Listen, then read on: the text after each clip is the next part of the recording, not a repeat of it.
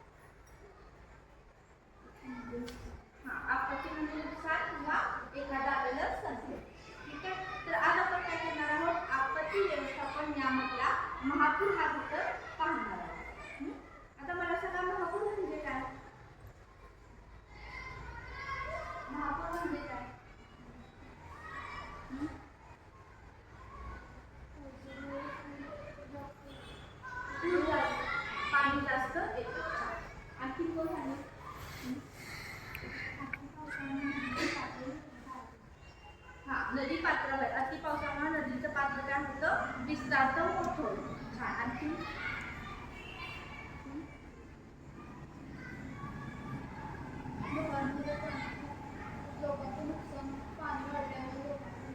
पाणी मानवी वस्तीत आल्यामुळे काय होतं, लोकांचं नुकसान होतं. बरोबर. छान. बसा खाली. म्हणजेच काय तर एकूण जो पाऊस नेहमी पडत असतो त्या पावसाचं प्रमाण जास्त झालं की नदी क्षेत्र काय होतं, त्याच्या प्रवाहाच्या बाहेर पडायला लागतं आणि त्यामुळे मानवी वस्तीचं पाणी शिरलं तर त्याला आपण काय म्हणतो, महापूर असे म्हणतो. ठीक आहे. आता महापूर येण्याची कारणे कोणती कोणती आहेत? काय येतं महापूर? अगदी छान. जास्त प्रमाणात पाऊस पडला. ठीक आहे. आणखी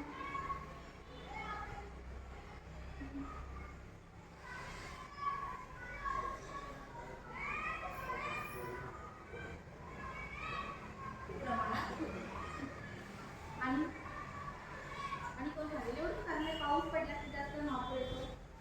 आणखी काही कारण असू शकतं? नदीपात्रामध्ये होणारे अडथळे. नदीपात्रामध्ये होणारे अडथळे. बरं.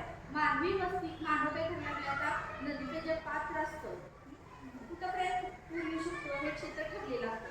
त्या क्षेत्रामध्ये काय करणार नाही, बांधकाम करायला. त्यामुळे काय होणार नाही, त्या ठिकाणी आपोआपच पूरपातळी काय होते, वाढत वाढत चालली. ही सगळी काय आहेत महापूर येण्याची कारण. आता मला सांगाल का, महापूर येण्यासाठी मानव कसा जबाबदार आहे?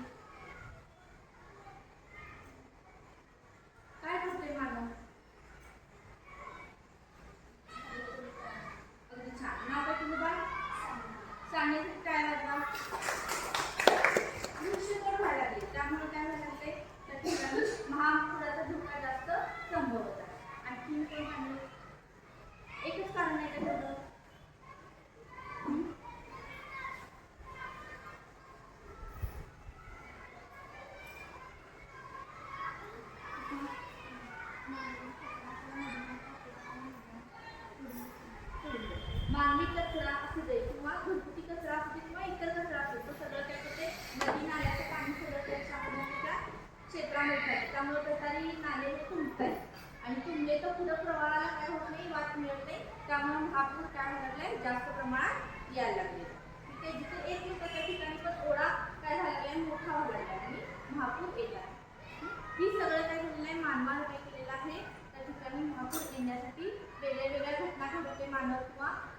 त्याच्यामुळं त्या घटना घडून काय लागले महापूर यायला लागले. आता मला सांगा महापूर आला की त्यामुळं मानवी जीवनावर कोणते परिणाम होतात? पेपरमध्ये बातमी दिली आहे. कोणते परिणाम होतात बघा. जोरदार पावसाने कचऱ्याचा डोंगर इमारतीवर कोसळला. त्यानंतर पुन्हा बघा पाऊस पाण्याने केळी बागा झाल्या भूसपाट. बघितले का? तसं आणखी कोणते मानवी जीवनावर परिणाम होत आहे?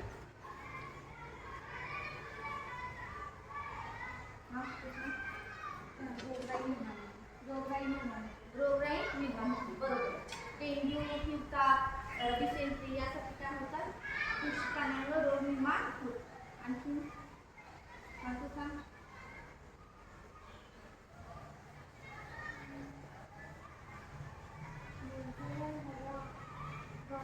बरोबर आहे. छान. आपल्या घरामध्ये जर पाणी शिरलं तर काय होणार आहे? आपण तिथे राहू शकतो का? नाही. म्हणजे मानवाला काय करावं लागते? स्थलांतर करावं लागत आहे. छान. आणखी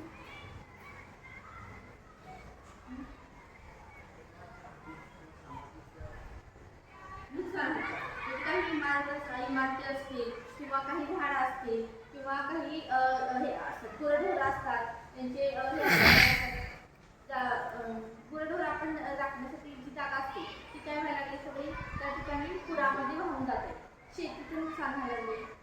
शेत जमीन असेल ती सगळं काय व्हायला लागले पुरामुळं जे पीक लागलं असतं ते नष्ट व्हायला लागले. बरोबर.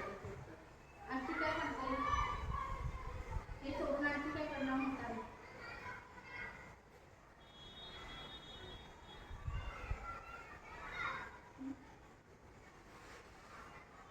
आणि काय सांगतो?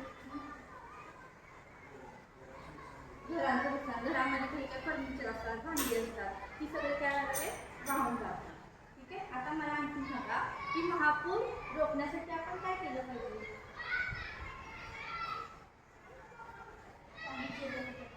पाणी जिरवलं पाहिजे. छान. कसं जिरवणार पाणी आपण? हा, अगदी बरोबर. झाडे लावून आपण काय करणार आहोत? पाणी जिरवणार आहोत. झाडं काय करतात? जी माती असते ती घट्ट धरून ठेवतात जमिनीची आणि त्यामुळे काय होतं त्या ठिकाणी पाणी जमिनीमध्ये मुरतं आणि जमीन सुद्धा काय होते घट्टपणे त्या झाडासाठी काय करते ती माती घट्टपणे चिटकून राहते. त्यामुळे दरडी वगैरे काय होत नाही, कोसळत नाही आणि त्या महापुरातून आपल्याला थोडंसं काय मिळू शकतं त्या ठिकाणी मदत मिळू शकते. हे सोडून आणि काय करता येईल? नदी प्रदूषण होत असेल तर आपण काय केलं पाहिजे? ते नदी प्रदूषण रोखलं पाहिजे. कचरा हा कशामध्ये टाकला पाहिजे? कचरा पेटीमध्येच टाकला पाहिजे, नदीमध्ये टाकायचा नाही. ठीक आहे. त्यानंतर आता मला सांगा की ज्यावेळेला महापूर येतो त्यावेळेला शासन कोणते मदत कार्य करतं?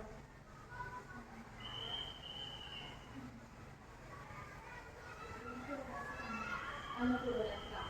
एवढंच करतं मदत? अन्न वस्त्र पुरवण्याचं काय करतं काम. आणखी स्थलांतराची मदत होते.